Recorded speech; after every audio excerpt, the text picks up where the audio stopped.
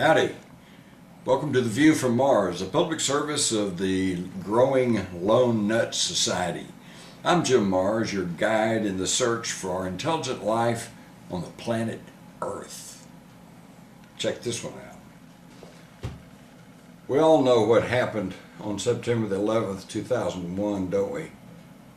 Or do we? We all know that, or we're told, that 19 crazed Muslim Arab hijackers simultaneously hijacked 4 commercial airliners, took them over, and invariably guided them into 3 separate buildings, although a 4th building collapsed that afternoon. We'll talk about that another time. But the main thing we know is that they used box cutters, just little blades, and that they'd smuggle on board. Or did they? If you track that story back, it all comes back to Barbara Olson, who was a commentator on CNN and Fox. Her husband at the time, Ted Olson, was Solicitor General of the United States appointed by George W. Bush. And according to Ted Olson, his wife called him that morning and on 3 separate occasions.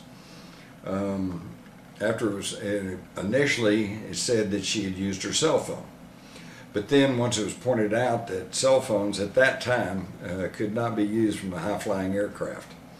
For one thing, they didn't have the reach, and for another thing, by the time a fast-flying, high-flying aircraft contacted a cell tower, they were already gone.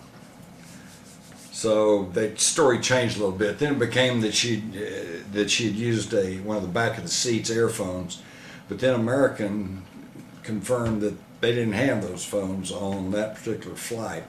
So then it kind of went back to the cell phone thing. But the main thing there was she's the one who said that the hijackers had used box cutters, or cutter blades, I think is what she said, and had herded the crew and the pilots and the passengers all to the rear of the airplane. So right there's a problem, because according to pilots for 9/11 Truth, they managed to get hold of the black box data recording for that flight, Flight 77, and one of the data protocols buried down in there was a electronic sensor for the cockpit door that would register every time the cockpit door was open or closed, and it showed that the cockpit door to Flight 77 was never opened during flight. So how did the hijackers get in there? So again, it all comes back to Barbara Olson and her calls. Well, interestingly enough, in 2006, Zacarias Mazzouri was put on trial, and for his connection to Al-Qaeda, although he had been arrested before 9/11, so he really had no direct contact with 9/11, but he did claim to be a member of Al-Qaeda and was pretty arrogant, belligerent. Well, the FBI brought in trial exhibit number P2054, which was a summary of their Flight 77 investigation, including all cell phone calls.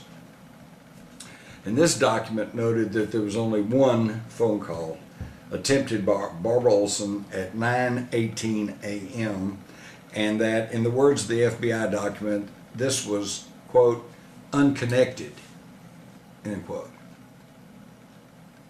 Unconnected. In other words, Barbara Olson never made any connected phone calls. She didn't talk to anybody. And yet that's the whole basis of why we believe that 19 suicidal Arab hijackers using box cutters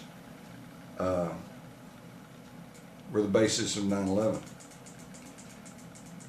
This is the only evidence that American Flight 77 was in the air after it dropped from radar screens about 9 a.m.